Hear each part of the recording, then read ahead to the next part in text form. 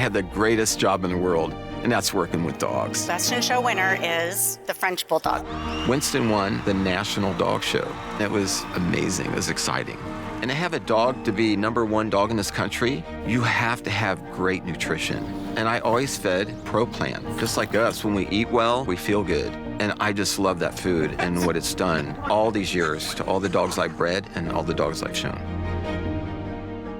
All right, you guys, welcome to Pure Dog Talk. I am your host, Laura Reeves, and I've got kind of a fun conversation for us today.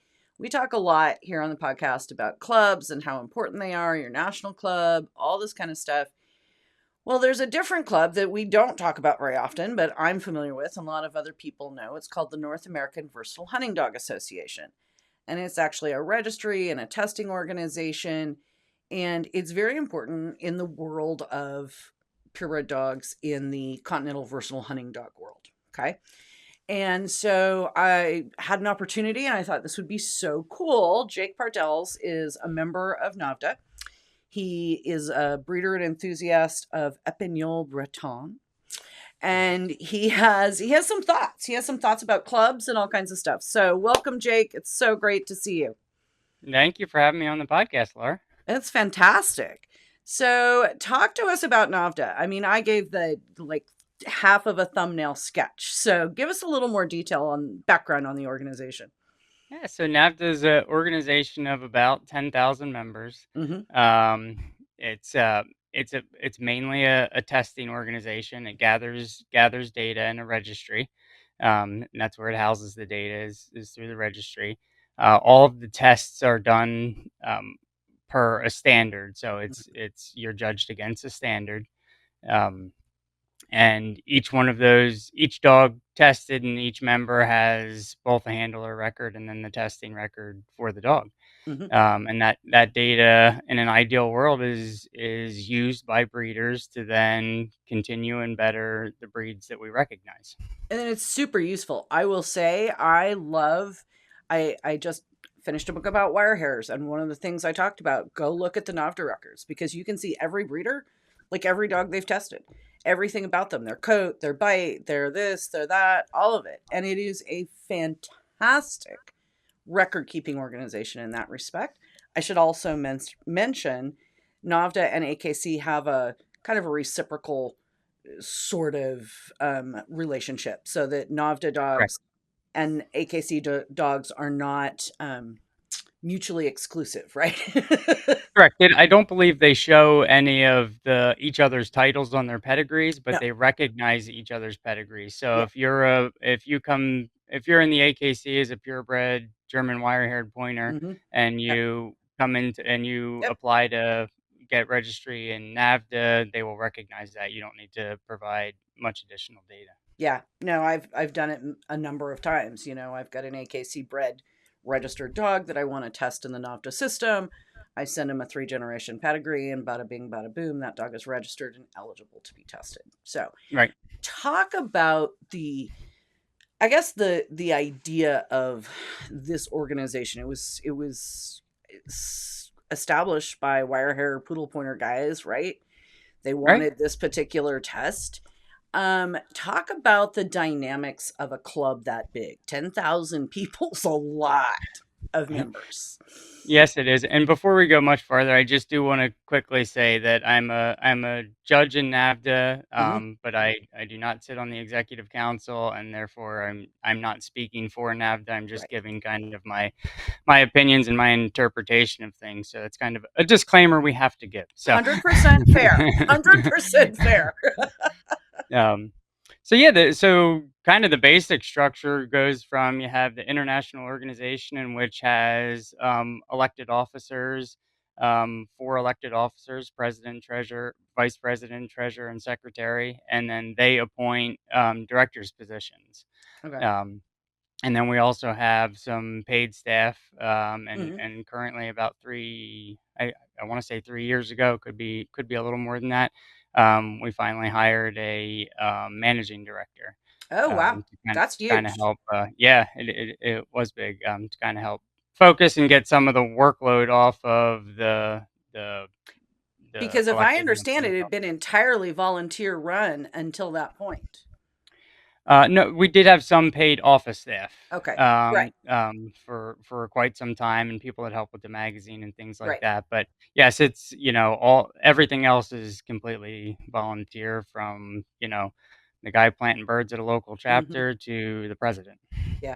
Yeah. And I mean, my personal experience, okay, I can just, mine is pretty limited. As I mentioned off air, I've never was involved in the organization of NAVHDA. I just tested my dogs, but I always send my puppy buyers to NAVHDA test and NAVHDA training because I found that non-competitive setting to be conducive to really having people help each other, right? That's what I've always loved about NAVHDA.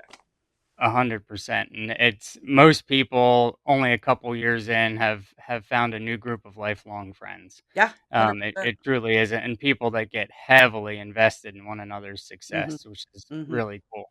Yeah. And that's one of the things I think that makes NAVDA pretty unique, is that we have such a although we're a testing and data organization, we have this groundwork of or foundation of people helping you train to accomplish that. Yeah. And so at the chapter level, you go in as a newbie, and you'll be taken under the Hmm. wing of an experienced person pretty quickly, and Hmm. start to show you the ins and outs of things. And then the next thing you know, you cancel your beach vacation because you want to go do duck searches somewhere. Scummy cow pond in the kayak. Yes, indeed. But I think, you know what, Jake, I think that's part of it. The work, the testing is rigorous, right? The training to get a dog past, anything other than a natural ability is really intense.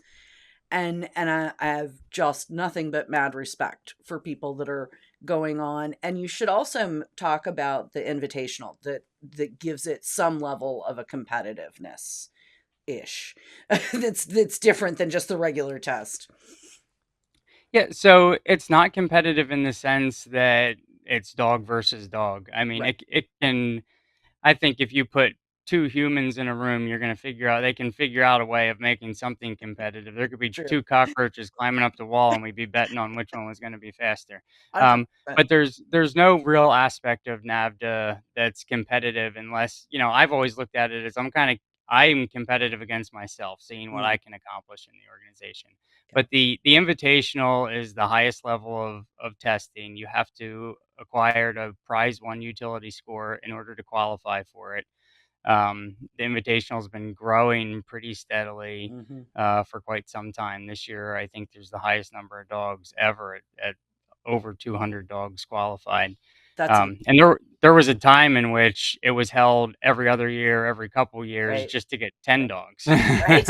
Right. um, Right. which which speaks to both our training techniques and our breeding. Hmm. And that's really, to me, the really cool thing about NAVHDA is that you can start to paint a picture of a dog with data.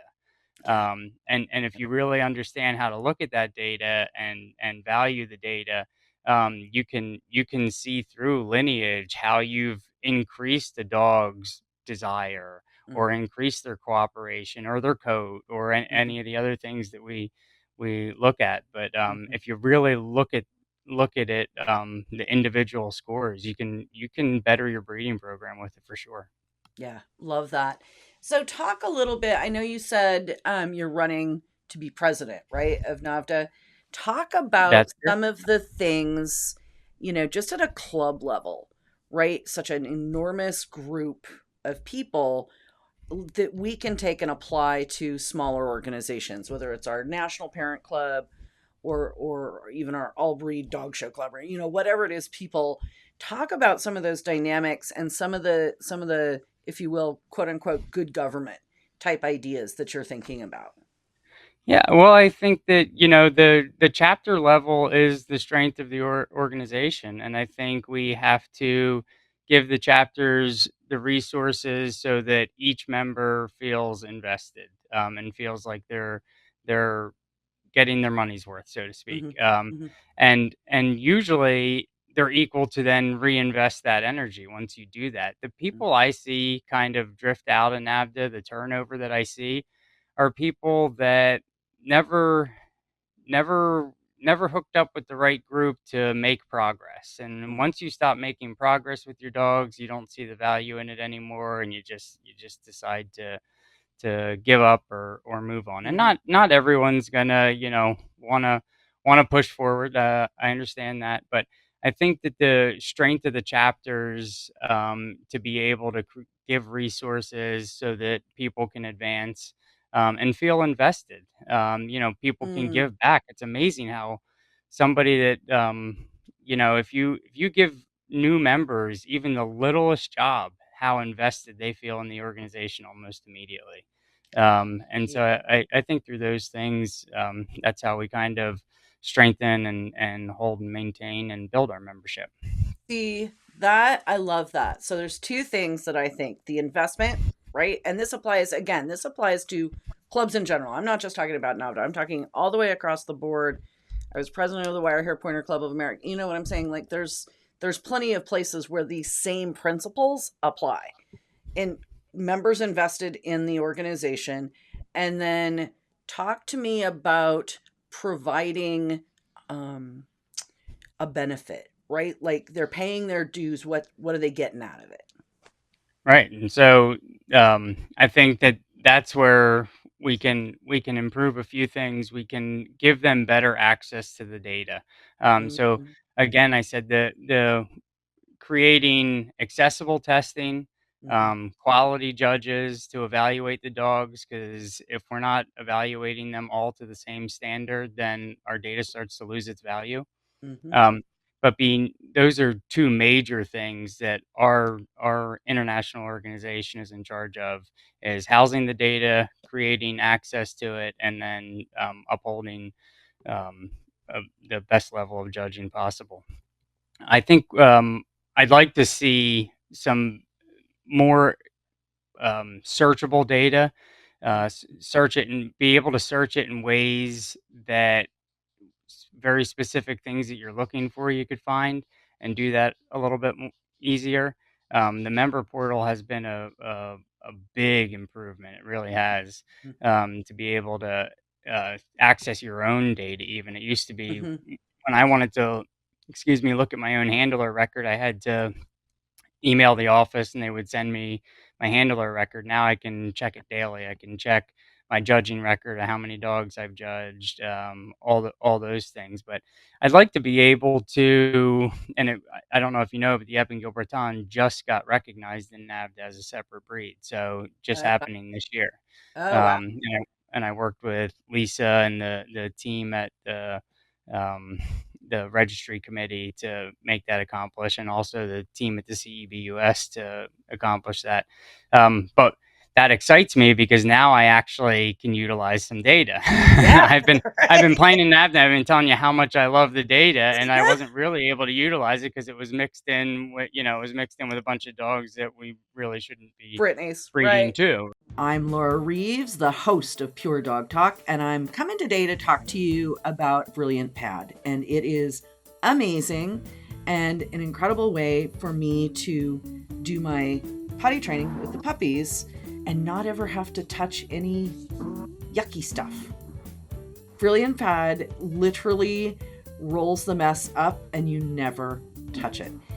So I really wanted to talk to you guys about that, share with you the experience I had with it. It's like the most amazing thing you've ever seen. I know you love this topic, but that is a perfect segue into what I'm jacked up to talk about, Okay. which is which is the difference between the Okay. Epinal Breton and the Brittany. As I say, the vast majority of my listeners are AKC people, but they're also rare breed people, and Right. they are total rare breed geeks. So talk to us. Tell us about this. Okay. So the long and the short, and there are people that know this better than I, but I'm going to try and do my best to give the Cliff Notes version. So the long and the short of it is the Epingilbreton, the way you see it in the country, is the way it first existed in France. Shortly after World War I, some of the dogs made it over here Mm, as field trials started. This is the belief. as field trials started to take off in this country, whether it was through selective breeding or the introduction of other dogs, you started to see the Brittany take a little different shape. They eliminated black coloration, and they started to get a little bit bigger and leggier, have a different style of run to them, slightly different conformational standards. It's one of those things where the on paper it doesn't look that different. When you bring two dogs out, it doesn't take a trained eye to start picking them out as separate dogs very quickly, and especially in the way they run. Okay. The French say that they should run like a pig, which means they should have a Okay, shorter. the field trial guys definitely hate that. I'm Right, would saying. not want that, right? Yeah, Exactly. 100%. That's a no. um, so they should have a shorter, choppier stride that comes from me, cobby, which means square. They're as tall at the withers as they are long. And so they should move in that manner that's a bit different. That is definitely diametrically opposed to the Brittany. I judge Brittany's in the show ring, and the standard of tremendous reach and that huge stride is almost eclipses everything else they talk about in the standards. So to have Right. that enormous difference. So if you look at them just side by side, a Brittany and an Espagnole, is it more spaniel-y?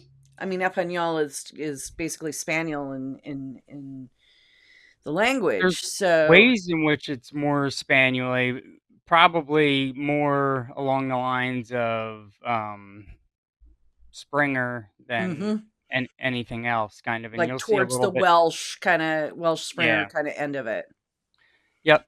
I get the question a lot, especially when I first started on the campaign to have them separated. That well, are they genetically different?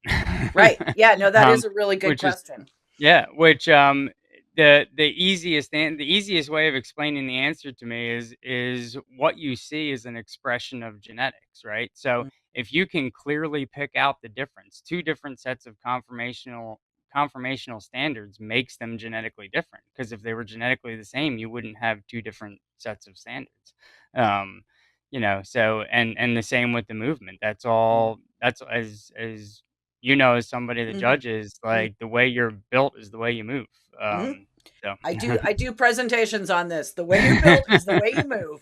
100%. Yep. Interesting. And are they then heavier, like heavier boned, heavier bodied, and still square, or how is that? There's getting to be some variation in that. I would have loved to have been around 60 years ago to see if there Sure. was the same variation there is now. Mhm. And I'm curious to see where they'll be in a few more years. It's interesting when they're now getting evaluated quite a bit in a field trial setting. It's one of the things I again like about having them evaluated in NAVHDA, because I think it's more suited for what they should be and should stay. You start taking them out and you start trying to compete against all age American Brittany's, and you're Sure. going to have to turn them into one to win. Sure. Well, and I mean, this is a conversation. This is not a unique conversation, right? So Right. the DD versus the wire hair, or what many people believe the wire hair pointer, traditionally was, which is a foot hunting gun dog, versus the all age dog that a lot of the trial guys want. And I get it. I've had this conversation with Ray Calkins more times than I care to discuss. Right now, if you happen to like a field trial dog, well, then that's a whole nother thing. I Yeah. always said if I was gonna trial for real and full time, I'd just go get a field bred English setter and do it that way, because that's what they're bred to do, right? Right. Like, that's their job. And they're beautiful And they're beautiful to watch gorgeous. doing. Those little Llewellyn setters, I just think are spectacular. Yeah. I have Um, my one friend has, not to get off down a rabbit hole here, but my that's one okay. We friend do that a I lot of traveled rabbit holes here. that I travel the country with, he had a red setter, a Llewellyn, and Gordon's, and Mm. I so enjoy hunting behind those dogs. It's just Yeah. their movement is so Yeah. fluid and beautiful. Yeah. I always say I don't care what breed dog you have, if you don't like that, there's Yeah. something wrong. There's something wrong. We had, when I was a kid, I had my very first purebred dog of my own was an English setter. And we had, we collected them for a while. And my dad ran across some dog. It was a Laverick Llewellyn cross, right? Okay. So it was bigger than your average Llewellyn, big, tall dog, but coated like a Llewellyn, kind of a Llewellyn head. And that dog, I am here to tell you, could flat out cover ground.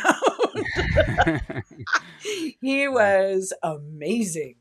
So anyway, sorry, rabbit hole. Nope. So I mean, that's a whole process in itself. And is there discussion or is there consideration amongst your group about going towards like the FSS, the Foundation Stock Service, and AKC to recognize it as a separate breed? So currently we are recognized through the American Brittany Club. Oh, okay. And so there is a lot of discussion between the American Brittany Club and the French Brittany Club Mm-hmm. over separation constantly. The CEB US's stance currently is they do not want separate recognition in the AKC, which is extremely complicated and Yes. political, and Yeah. it's for the right reasons, but at face value, you're like, wait a minute, you wanted separation in NAVHDA, you wanted separation here, you wanted separation there. Why don't you want it in the AKC? But it Right. has a lot to do with who then governs and the Mm-hmm. breed and Mm-hmm. everything else, and the fear. I think the fear is that if you end up with two separate people governing the same breed, you're going to be back to two different breeds. Mm-hmm. Mm-hmm. Very interesting. And so I one other piece that I wanted to go back to, the Epagneul can have black dogs, right? So the AKC Brittany is red and white or liver and white, no black and white. Is that another difference between the two?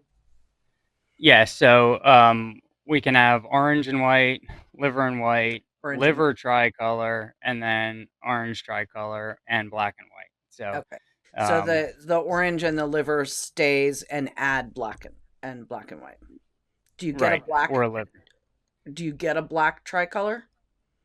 Yeah, so black, orange, and white. Yes. Yeah. Yep. Tricolor that way. Okay. Yep. So I've had a couple of them. Fascinating. Which, talk about no one ever being able to guess what breed dog you have. We've gotten everything from Rottweiler Yeah. When somebody walked up and goes, "Is that a French Brittany?" I'm like, "Whoa." So that's the easy distinction, is the Brittany and the French Brittany. Yeah, because they're gonna have black nose, black lips, black eyelids, Mhm. and can have black on their pads, black toenails. Mhm. So even the orange and whites are gonna have black nose, black eyelids, black. Yeah. So Interesting. there's some allowable stuff where if the entire nose is surrounded by orange hair, then the Right. pigment can be lighter than specific black, but it's never going to look like the pink nose of an American Brittany, pink lips or eyelids. Yeah, that's the quickest, easiest way to really pick out black everyone. nose. It's going to be a French Brittany. Yep. Huh. And they usually have a little bit shorter snout, a little more aggressively stopped forehead. Than what you just you the photo see. like that illustration behind you, to me that looks more like a spaniel than it does like a Brittany. Yeah. Yep. Yeah, and that's part of their breed. Right. Right. Yep. Very they took the spaniels that started hesitating before they flushed. It's like happened. Pointing labs. It's the same. I mean, the concept of a hesitation. My folks had Clumber Spaniels, and my dad was the field chairman for the Clumber Spaniel Club, and he actually wrote the hunting standards. So the Spaniel Hunt Test Program has hunting standards for each breed, and that hesitation flush, right, is a big no-no for the Springer guys. It's really normal for a Clumber. Very, very normal. And so he wrote that, into the standard. Oh, that's neat. Yeah. So there are spaniels who have that hesitation flush. Yeah. As just sort of part of their DNA. Yep. No, I've been around a few flushers here and there, and it's interesting the ones that have it. It doesn't really make them any less of a dog, but No, ideally, no, they're great bird dogs. yeah. I think it's really fascinating that the origin story of Clumbers being sort of in the mists of time. Now I've got my conspiracy theory hat on. The the hesitation flush of the Clumbers. Clumbers came from France to England. Oh, okay. Huh. So there you go. Interesting. There you go. I'm fascinated by that. Okay. Well, Jake, final question for you. Okay. Back to the club stuff, because that was Okay. really what we wanted to talk about. So, when you think about being a president of an organization of that size, right? Kind of hit your top three priorities, right? The access to the testing data, more involvement or enhanced involvement with the membership. What would be your third one? Um, well, I guess part of the membership is to have a complete transparent communication with them. Mm-hmm. I think they deserve to know exactly where the organization's at all times, and not have to ask for it. Have it be provided and put out there. Mm-hmm. I want to see financial strength in the organization. Having money gives you resources that allows you to Mm-hmm. do more. Do the stuff. And then just absolutely upholding our mission, Mm-hmm. mission first by all stretch. So I think that's done through building teams of great people. Um, Nobody has to do the job alone. I for a living I project manage, and I can't build a house or build a casino or build anything else Mm-hmm. without teams and upon teams of great talented people. And with 10,000 members, we have an unbelievable amount of very talented people in very specific fields, and Yeah. all of which are, or most of which, are willing to do it for the organization. See, I'm telling you, that is a wealth of resources. I envy. I do. I Yeah. envy you guys. You guys are well placed in that position. Well, and I think, what you've elucidated is absolutely what any club anywhere of any kind should have these as priorities. I mean, they're pretty basic. So I think that anybody out there in listener land, if you're involved with a club or want to be, I think that's a platform you can run on. Yeah. Awesome. Sometimes it just have to get back to the basics, right? Yeah. Yeah, it is. It is 100% basics. All right. Jake, thanks so much. I really appreciate your time. I appreciate the chance to talk to you about dogs, and I wish you luck. I appreciate you having me on. I really enjoyed it, Laura.